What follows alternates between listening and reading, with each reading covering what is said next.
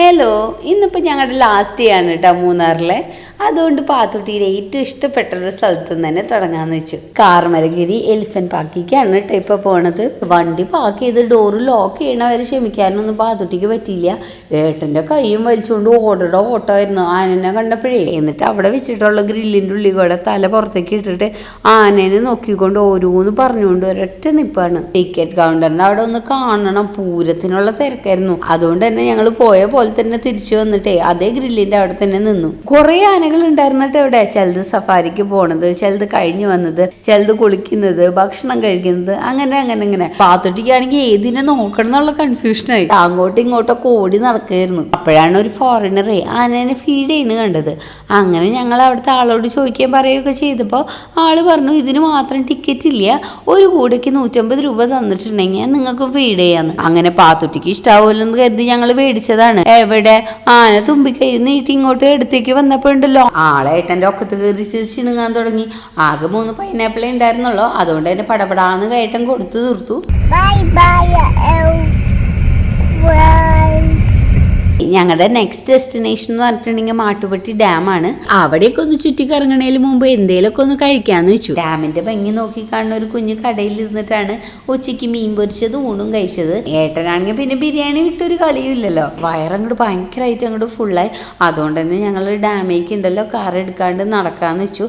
അല്ലെങ്കിൽ അവിടെ പാർക്കിങ്ങിന് സ്ഥലമൊന്നുമില്ല, പ്രത്യേകിച്ച് അവിടെ ആക്ടിവിറ്റീസ് ഒന്നും ഉണ്ടായിരുന്നില്ല കേട്ടോ. പണ്ടെങ്ങാണ്ട് ബോട്ടിങ് ഉണ്ടായിരുന്നു എന്ന് പറയണു. ഇപ്പൊ അവിടെ എന്താ ഉള്ളതെന്ന് വെച്ചിട്ടുണ്ടെങ്കിൽ റോഡിന്റെ ഒരു സൈഡിലായിട്ട് ഒരനക്കം പോലും തട്ടാണ്ട് സ്റ്റിൽ ആൻഡ് കാമായിട്ട് കണ്ടെത്താ ദൂരം വരെ കെടുക്കുന്ന വെള്ളം. അതിന്റെ ഓപ്പോസിറ്റ് സൈഡിലാണെങ്കിൽ വെള്ളത്തിൽ നിന്ന് ഇലക്ട്രിസിറ്റി എടുത്തിട്ടുണ്ടല്ലോ, ബാക്കിയുള്ള വെള്ളം അഗ്രികൾച്ചറിനൊക്കെ ആയിട്ട് തുറന്നു വിടത്തില്ലേ, അതങ്ങനെ പോയിക്കൊണ്ടിരിക്കണ്ടായിരുന്നു. നല്ല വെയിലായോണ്ട് തന്നെ ഞങ്ങൾ അധികം നേരം അവിടെ കറങ്ങി തിരിഞ്ഞൊന്നും നിന്നില്ല. ഒരു കവർ ഉപ്പും മുളകും ഇട്ട ചെത്തിയ പച്ചവാങ്ങി വാങ്ങിക്കൊണ്ട് ഞങ്ങൾ അടുത്ത ഡെസ്റ്റിനേഷനിലോട്ട് വിട്ടു. ഇത് ഇച്ചിരി അങ്ങ് ദൂരം ഉണ്ടായിരുന്നിട്ടാ. വണ്ടി എടുത്ത് കുറെ നേരം കഴിഞ്ഞപ്പോ ഉണ്ടല്ലോ ഞാൻ നല്ല ഉറക്കമായി. സ്ഥലത്തെത്തിയിട്ട് എണീക്കാണ്ടായപ്പോഴേ ഏട്ടൻ എനിക്കൊരു കട്ടൻ ചായ മേടിച്ചുകൊണ്ട് വന്നു. ആ ഉറക്കച്ചടവ് അങ്ങ് മാറാനായിട്ട്. എവിടെ ഞാൻ ആ ചായയും കൈ പിടിച്ചിട്ടായിരുന്നു ഉറക്കം. അങ്ങനെ ആ ചൂട് ചായ പാതി എന്റെ പാന്റിൽ പോയപ്പോഴുണ്ടല്ലോ അങ്ങ് സുഖമായി. പിന്നെ എന്താന്ന് പറഞ്ഞൂടാ, ഭയങ്കര എനർജി ആയിരുന്നു. വഴിയിൽ നിന്ന് നല്ല ചൂടുള്ള സ്വീറ്റ് കോണും മേടിച്ചിട്ട് ഞങ്ങൾ ഇതേ ടോപ്പ് സ്റ്റേഷൻ മൂന്നാർക്കാണ് ഈ നടന്നു പോണത്. മൂന്നാർ ടൗണിൽ നിന്ന് 1 മണിക്കൂർ എടുക്കൂട്ടാ ഇവിടെ എത്താനായിട്ട്.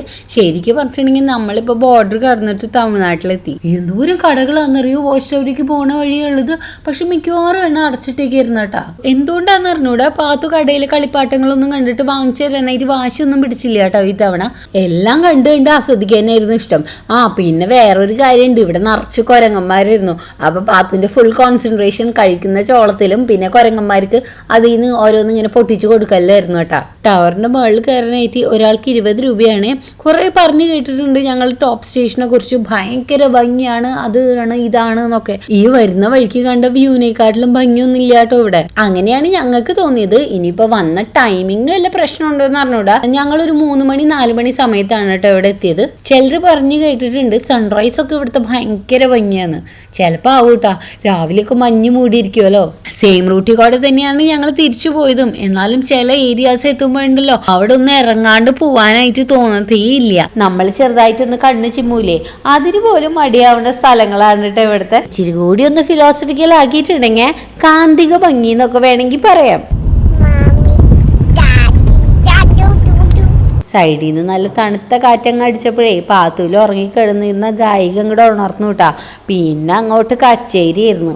എന്തിട്ടൊക്കെയാണോ പറഞ്ഞിരുന്നത്, അവൾക്കും ദൈവത്തിനും മാത്രം അറിയാം. അങ്ങനെ പാട്ടൊക്കെ കേട്ടിട്ട് ഞങ്ങൾ എത്തിയത് കുണ്ടല എന്ന് പറഞ്ഞ ഡാമിക്കാണ് കേട്ടാ. ഇവിടെ ഒരു ഷട്ടർ തുറന്നിട്ടുണ്ട്, അതിൽ കൂടെ നല്ല പാലരുവി പോലെ വെള്ളം ഒഴുകുമായിരുന്നു. ഡാമിന്റെ ഷട്ടേഴ്സൊക്കെ തുറന്നിട്ടുണ്ടെങ്കിൽ കാണാൻ നല്ല ഭംഗിയാണല്ലേ. അങ്ങനെ അതൊക്കെ കണ്ട് ആസ്വദിച്ച് ഞങ്ങൾ നേരെ അങ്ങോട്ട് നടന്നു. ഇവിടെ വിദൂരത്ത് നിന്നുണ്ടല്ലോ കൊടികൾ കുത്തിയിട്ടുള്ളത് കാണായിരുന്നു പൈൻ ഫോറസ്റ്റിന്റെ ഇടയിലേ. അപ്പോഴേ ഞങ്ങൾക്ക് രണ്ടാൾക്ക് എന്തോ ഡൗട്ടൊക്കെ തോന്നി. ഇതിന്റെ ഓപ്പോസിറ്റ് തന്നെ വരിയായിട്ട് കുറെ കളിപ്പാട്ടങ്ങളൊക്കെ വിൽക്കുന്ന കടകളുണ്ട്. അവിടെ ചോദിച്ചപ്പോഴാണ് പറയുന്നത് ഇവിടെ പണ്ട് ബോട്ടിംഗ് ഒക്കെ ഉണ്ടായിരുന്നതാണ്. ഇപ്പൊ അതൊന്നും ഇല്ല. കാരണം എന്താണെന്നറിയോ, തൊഴിലാളി സമരം.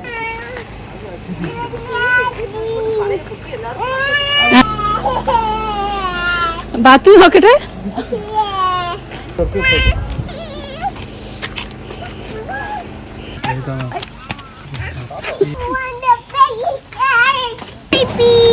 Baby shark, baby shark, baby shark. It's a baby shark. ദാ Big shark. Big.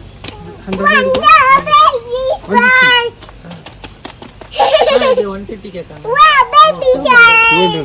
കൊടുക്ക് അല്ലാണ്ട് വേറെ നിർത്തിണ്ടേ Baby shark. க்ளோஸ் பண்ணிருக்கா ஏத்த க்ளோஸ் பண்ணி Thank you. சரியா bye Bye bye. Bye baby Bye bye baby shark.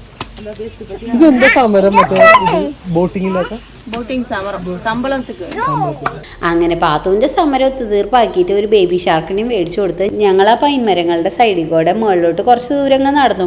അവിടെ മൊത്തം കാടാണ് കേട്ടോ, പ്രത്യേകിച്ചൊന്നും ഇല്ല കാണാൻ, ഈ പൈൻമരങ്ങൾ മാത്രമേ ഉള്ളൂ.